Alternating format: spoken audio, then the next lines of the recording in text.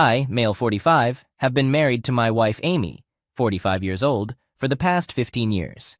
I work as an executive at a company, while my wife is a homemaker. She used to work at a plant nursery in her 20s, but after we got married, she chose to be a homemaker. We have 2 daughters, Emma, 13 years old, and Ella, 11 years old. Our family was happy until the truth about my wife's cheating came to light, thanks to our smart TV. So, last week, it was our friend John's birthday. He has been living in a different country for the past few years. We decided to video call him at midnight to wish him a happy birthday. After the wishes, the 4 of us, my wife, John, his wife, and I, engaged in some casual conversations about work and life. Since John didn't have other plans for his birthday night, we decided to hang out virtually and relax for a while. His wife suggested we Chromecast the WhatsApp video call through the TV so we could all sit back, unwind, and enjoy our time together. Amy and John's wife are good friends, and we used to spend a lot of time together when they lived in the same city. Amy connected her phone to the TV since the TV remote app was already installed and active on her phone. We grabbed some beers and snacks and had a good time during the virtual celebration. After a while, Amy began to feel dizzy and ended up dozing off on the couch while John and I continued our conversation. His wife had also fallen asleep. Around 15 to 20 minutes into our call, it disconnected due to internet issues, and my wife's WhatsApp screen appeared on the TV. I was just about to call John back when I noticed over 10 unread messages from someone named Lifeline with a heart symbol. This was unexpected because I wasn't the one communicating with this person.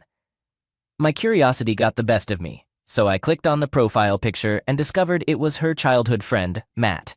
I've met him countless times since we got married because my wife was close to him. They were neighbors and school friends, and there were rumors that they might date each other. However, that never happened. According to my wife, she didn't see Matt as a romantic partner, and besides, Matt was not interested in women. As of now, Matt was single.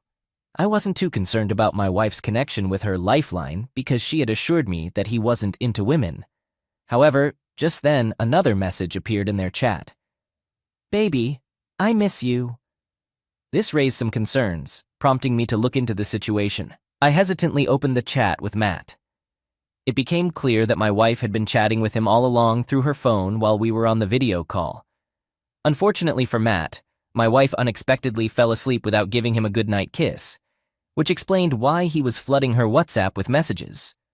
After he saw the blue check marks on his messages, he expressed things like, "Why aren't you replying? Is everything okay? I can't sleep without your goodnight kiss. And I can't stop thinking about today's session. OMG, you were so good today." This couldn't possibly be a conversation between close friends. At that moment, I was absolutely certain that their relationship went far beyond mere friendship.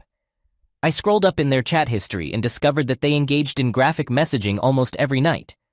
The chats had occasional flashes of X-rated photos and videos in between, which gave shivers down my spine. I felt numb, yet an insatiable curiosity drove me to find out everything that had transpired between them. While my wife peacefully slept on the couch, I sifted through the graphic content she had shared with her secret lover. The chats occasionally included detailed photos and videos, which only added to my distress. I was emotionally overwhelmed, but I couldn't resist delving into the details. I wasn't sure how to capture screenshots from the TV, so I used my phone to take pictures of the screen. After snapping 5 pictures, I decided I had seen enough evidence. My primary desire was to understand how and why this had happened. I wanted to vent my frustration, but I was at a loss on how to confront her. It was 2 a.m., and I had consumed numerous beers along with a few shots of scotch, leaving me with little energy to do anything but scroll through their conversation.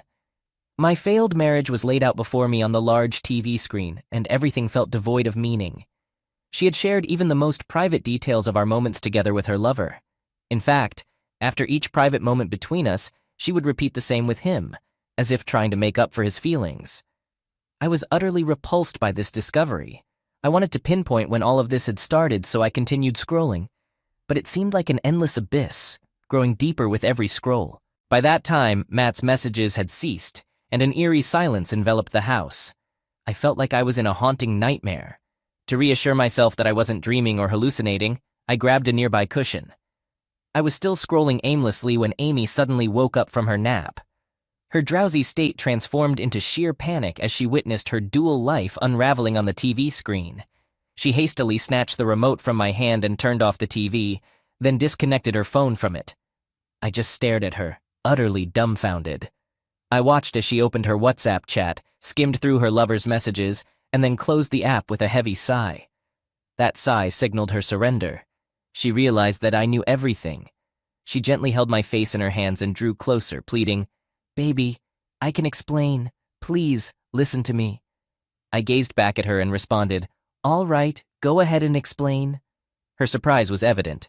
She had expected me to react with anger and refuse to listen. If it were 2:30 p.m. instead of 2:30 a.m., I might have reacted the same way. I was on the verge of passing out, partly due to the alcohol and mostly due to the shocking truth unfolding before me. I reiterated, "Explain, damn it." She struggled to find the right words and stammered, "Well, actually..." You know what? Don't bother," I interrupted. "You know you're in trouble." With that, I stumbled my way to the bedroom and she followed. I turned to her and while slamming the door in her face, told her to stay out. I heard her knocking a few times, but I soon drifted off into unconsciousness. The next morning, I woke up with a heavy head and a fuzzy memory of the previous night. I left my room to grab a bottle of water because my throat was parched. As I emerged from my room, she hurried toward me, and all the distressing memories of the previous night flooded back. She attempted to hug me, but I asked her to step back. She withdrew with teary eyes and a forlorn expression. She insisted that I had misunderstood everything. I ignored her and walked over to the refrigerator to get a water bottle. She continued to pester me, claiming I was overreacting, that he was just a friend, they hadn't had a physical relationship, and it was all innocent flirting. I wasn't prepared for a confrontation, but her feeble excuses only fueled my agitation, and I raised my voice. "Seriously? Who in the world sends explicit photos to their male friends? And what's the deal with all that sexting? Wasn't he supposed to have no interest in women? How did he suddenly become interested in your private parts?" It was a Saturday morning, and thankfully my children weren't at home. They were spending their summer vacation with my parents that week. I fixed my gaze on her, silently demanding an explanation. My mental state was in shambles. I wanted to uncover the truth, even though I knew it would devastate me.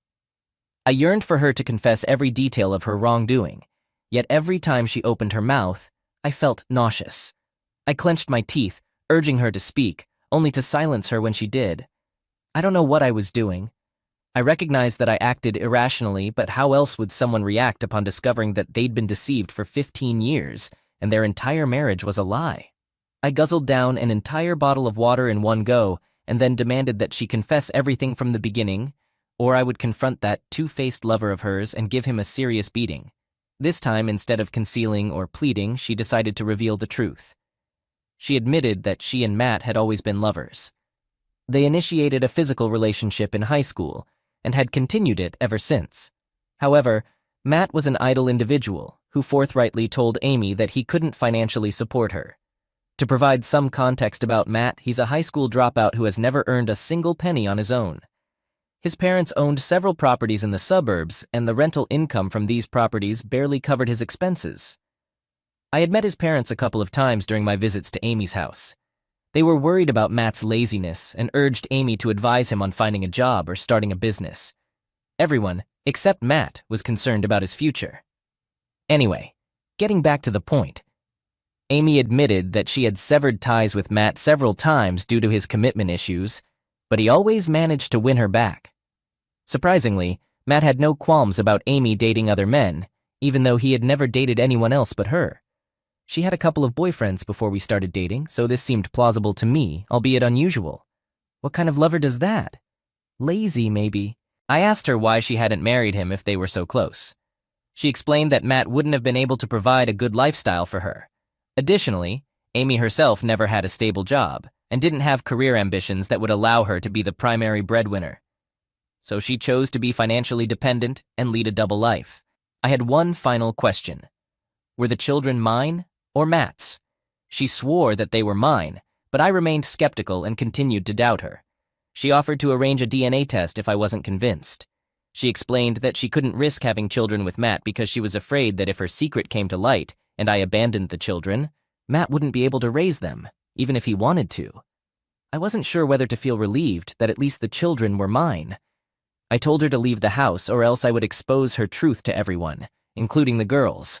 They might be young, but they were smart enough to understand the situation. She pleaded with me not to tell our daughters, fearing they would hate and disrespect her. I refilled the water bottle, grabbed a few beer bottles, and retreated to my room, locking the door. I sat in front of my laptop staring at the screen for over an hour. I didn't know what to do next, or who to talk to. The truth was eating me up from the inside, making me feel suffocated. After finishing off the beer bottles, I left my room, grabbed my car keys, and drove to my in-laws' place, which was about a 30-minute drive away. My mother-in-law answered the door with a friendly smile, but as soon as she saw my red face, she sensed something was amiss. She called my father-in-law, who rushed out from their bedroom and sat me down. I was sweating and anxious, my heart racing. I explained to them that I didn't know a better way to confront the situation, and then I began narrating everything. My throat grew dry and my body temperature skyrocketed as I divulged the ugly truth. Midway through, we heard someone banging on the door. It was Amy. She stormed into the house and demanded that I leave immediately. She insisted that this was a private matter and that we should deal with it ourselves without involving her parents. The next few hours were a tumultuous mix of emotions. I chastised her for cheating on me for 15 years, while she brushed it off as a casual relationship that meant nothing to her. Gradually, she shifted the blame onto me for turning her parents against her, and I defended myself. My in-laws sided with me and scolded her. I spent the entire weekend drinking, occasionally passing out and refilling my stomach with alcohol. When Monday came around, I went to work feeling groggy and drained. At the office, I searched for divorce lawyers online and scheduled an appointment with one. When I returned home, I noticed that some of her belongings were missing. I assumed she had come while I was away, packed some of her things, and left. I didn't bother to check on her. She messaged me, informing me that she would be staying at a hotel to give me some time to cool off. Really? Did she believe this matter was so insignificant that I could just easily move past it? She also bombarded me with messages, begging for forgiveness and making promises to end her relationship with her lover. It's been a painstakingly long week since that fateful day, and now it's Friday again. The days have been crawling by, and I anticipate the weekend will drag on even more. I have an appointment with the lawyer scheduled for this upcoming Monday. I've been scouring Reddit stories in search of a solution to my predicament, but it seems like my situation is quite complex. More than worrying about myself, I'm concerned about my daughters. How should I handle them? Should I even address the issue with them at all? Update.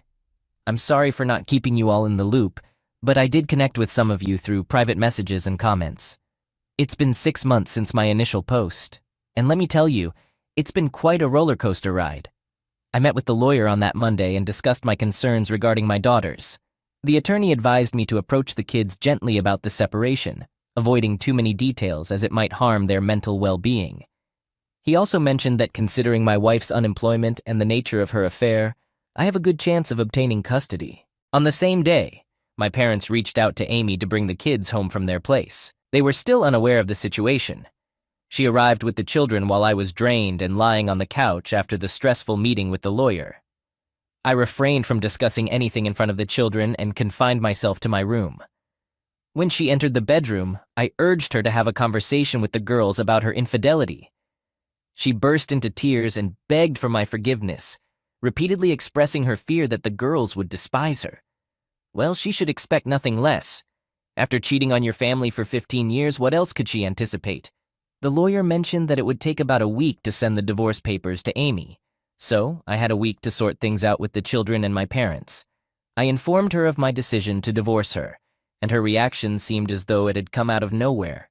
She voiced concerns about the potential trauma to the children due to the divorce, which left me wondering where her maternal instincts had been hiding all these years. I firmly reiterated my decision and gave her a 1-week ultimatum to talk to the girls in her own way, or else I would be the one to reveal the truth. With my pillows in tow, I crashed on the bedroom couch and drifted off to sleep. Throughout that entire week, I left the house early in the morning and returned late in the evening. As the weekend drew near, she would often cry and wail through the night, sometimes so intensely that it would wake me up. I did feel sorry for her, but how could she carry on like this for so many years? What was she thinking? believing she would never be discovered. She had multiple opportunities to end her affair, yet she persisted. Our private conversations, my vulnerabilities, my deepest secrets, everything, she left exposed to her lover. How could I forget all of that? On Friday evening, she informed me that she had devised a plan to talk to the girls the following day. I nodded in agreement. On Saturday after breakfast, she gathered the children and mentioned that we had some news to share. She explained that I had received a job transfer to a different country, and as a result, I would be moving away for a few years. I was taken aback, and my daughters looked at me in surprise. In front of the girls, I sarcastically asked her, "So, this means I have to move out of the house, right?" She rolled her eyes and signaled me to be quiet. She continued, "Well, if that's the case and the house feels too big for the three of us, we can move to my parents' house for now and later we can find a smaller place." The girls were clearly confused by this explanation. They were young, but not naive enough to miss the game she was trying to play. My younger daughter told Amy that what she was saying didn't make sense, while the older one directly questioned us. "Are you guys getting divorced?" I shot a stern look at Amy and urged her to tell the truth. With a sigh, she broke down. The girls turned to me for answers, and I told them they were correct about our divorce. I explained that we no longer felt compatible with each other. My elder daughter even suggested that I might be having an affair, which was why Amy was crying. She held her mother's hand and asked Amy if I was cheating on her. Instead of clearing the air, Amy simply hugged her, leaving the girls disgusted with us both. I was furious with that manipulative woman. I couldn't believe how she had turned the situation against me. I ended up telling my daughters everything, explaining how I found out, but of course, I left out the graphic details. Amy shouted at me, accusing me of reneging on my word. She argued that I had given her the freedom to explain things to the girls, so why wasn't I supporting her when she talked about my job transfer?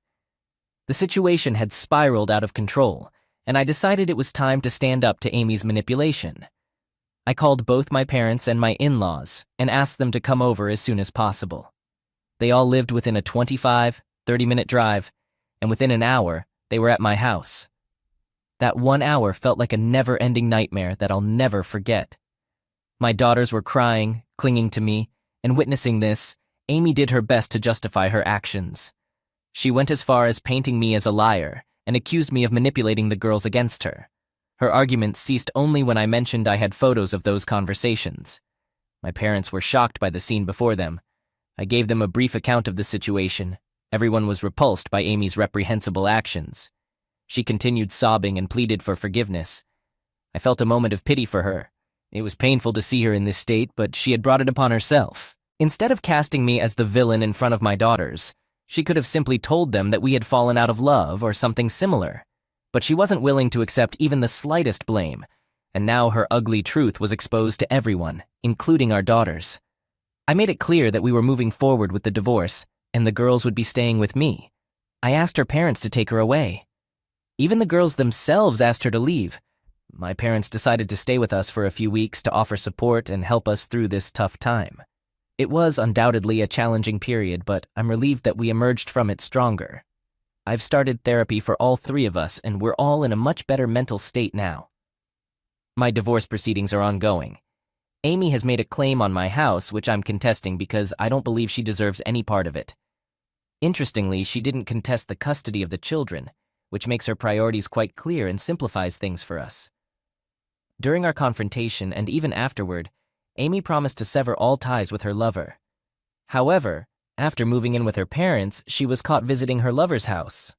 Her siblings discovered this and humiliated her to the point where she had to leave the house. Her parents also confronted Matt for his actions and informed his parents about the situation.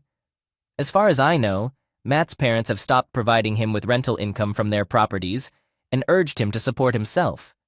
Meanwhile, Amy is working as a sales agent in a showroom. I no longer dwell on thoughts of her. My focus is on raising my daughters and providing them with the best life I can. Wish me luck. Story 2. My wife, who is 31, and I, who am 32, have always shared a loving relationship. We were high school sweethearts and decided to get married when she became pregnant. The pregnancy was the reason we tied the knot. From the beginning, we've had an active and enjoyable bed life. Throughout the years, we've been very happy together, and there hasn't been any reason to think otherwise. However, raising our son has been quite challenging since he's always been prone to illness. Doctors initially suspected anemia, which made his health struggles more complicated. As he reached the age of 13, these issues became more frequent. He would often experience severe trapped gas, causing him to hunch over in pain and feel immobilized. Fatigue plagued him, no matter how much he slept. He also suffered from constant lightheadedness and occasional dizzy spells that seemed to appear out of nowhere. These health concerns were frustrating because they were unpredictable, and we struggled to identify their root cause. I empathized deeply with my son's suffering, especially because no one in my family had experienced such an illness. We never conducted a genetic test to determine the source, assuming it might be related to my wife's side of the family.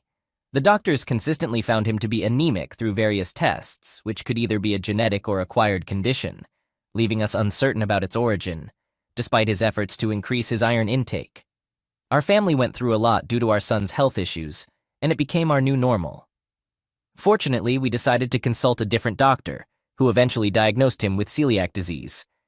Eliminating gluten from his diet made a significant difference, and he started feeling like a normal person again. Celiac disease is hereditary and tends to run in families. Interestingly, both my wife and I were relieved because, for once, we had the ability to control his flare-ups. We no longer had to arrange our lives around hospital visits or be ready to rush him to the emergency room at any time. It was a sense of relief we hadn't experienced in 13 years. Little did we know that this would mark the beginning of the unraveling of our marriage.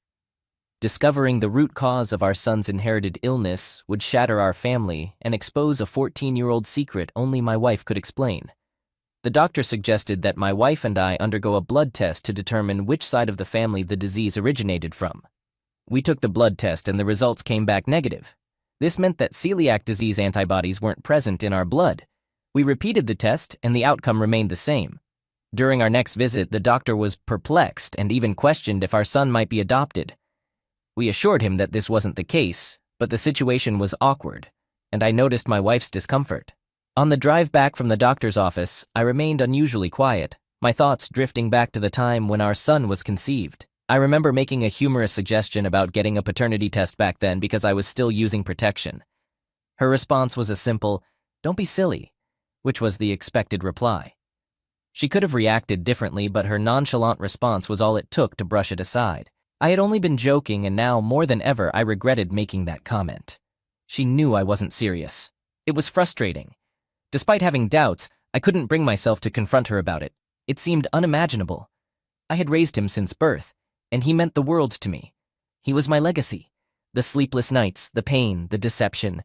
It was all beyond anything I could have imagined. The idea that he might not be my biological son was inconceivable.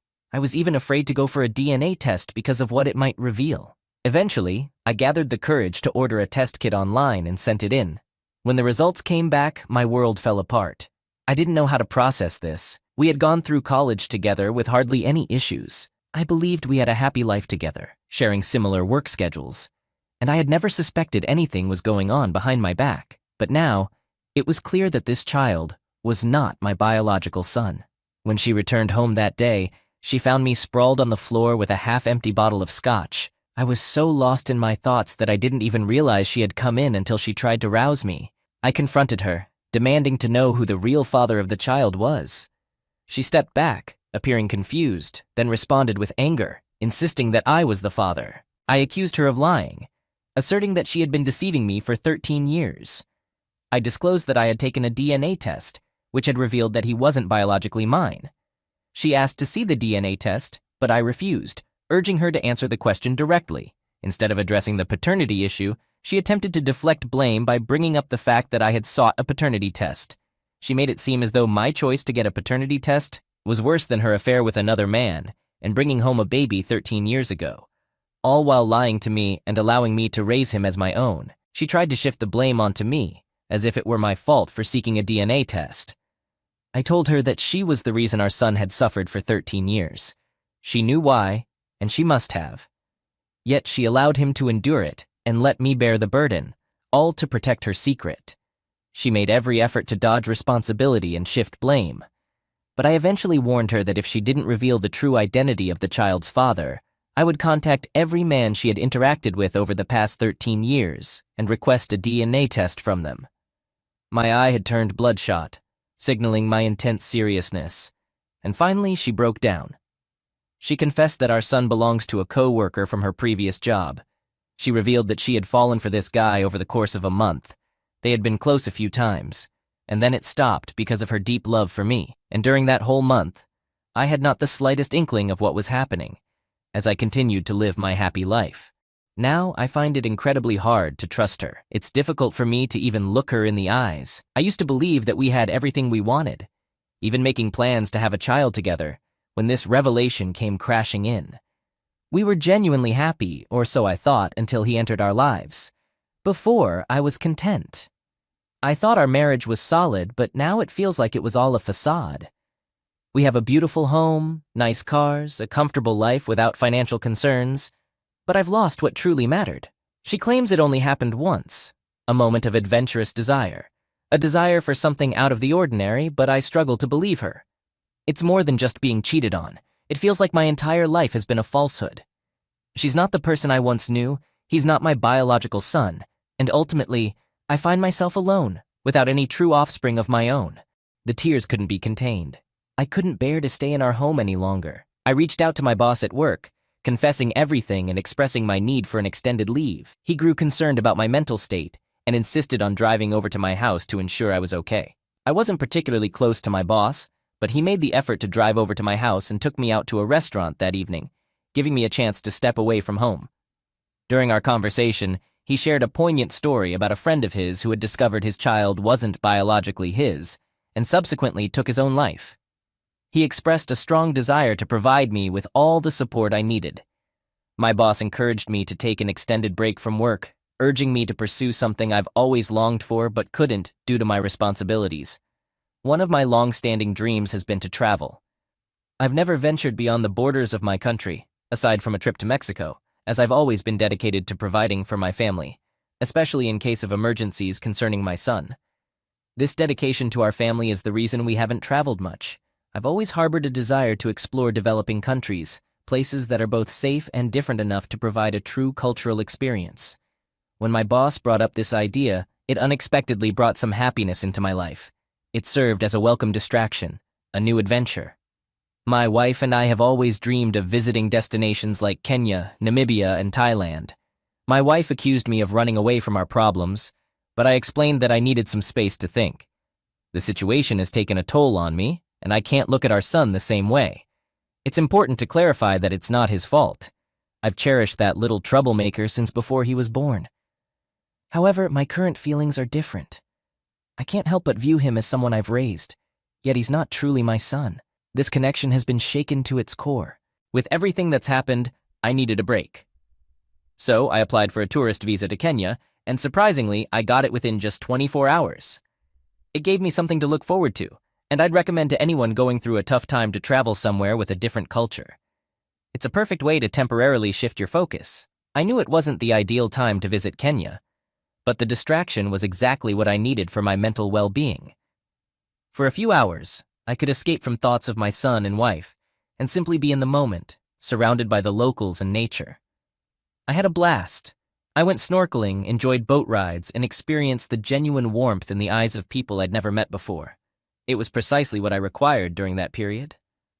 After spending a week in Mombasa, I decided to return home to sort things out. I had made up my mind to get a divorce from my wife. Upon my return, I felt like going back to where I'd just come from because home didn't feel like home with her around. I couldn't look at her, couldn't stand the sound of her voice, and I had even started distancing myself from my son, which made me feel absolutely miserable. My son is a bright kid and he already senses that something is wrong, but I can't help it. I want to make it clear that I will never abandon my son under any circumstances. I feel disconnected from him, but I attribute it to the shock of recent news. Nevertheless, it needs to change, and I'm well aware of that. As for my marriage, my wife suggested we seek marriage counseling, claiming that her affair happened a long time ago, and she's been faithful since then. But how can I be sure she hasn't cheated on me again? I used protection when I was with her, while she was having unprotected sex with a former coworker. She knew 13 years ago that the child isn't mine, but chose to lie for all those years. How can I trust anything she says? That's why I asked for an amicable divorce to give myself a chance to heal. I suggested we share custody of my son, and I would still be his legal father because I still care about him deeply. None of this is his fault, and I want what's best for him. At this point, my wife agrees with everything. However, I'm worried that my feelings toward my son might change over time, and that terrifies me. I've also told my soon-to-be ex-wife that she needs to reach out to the biological father and inform him. It's better for everything to come out in the open now. She initially wanted me to keep this secret from the biological dad, as well as from our family and friends. I agreed for the time being, but once the divorce is finalized, I'll contact the biological dad, and I'll have to break the news to my parents, which won't be easy for them to accept. I'm still young, and I believe I can start a new family, which might be the best way to move past this betrayal. Currently, I've already initiated the divorce proceedings, and it should be finalized within the next 5 months. In the meantime, I'm actively looking for an apartment, and I intend to leave the house to my soon-to-be ex-wife and my son.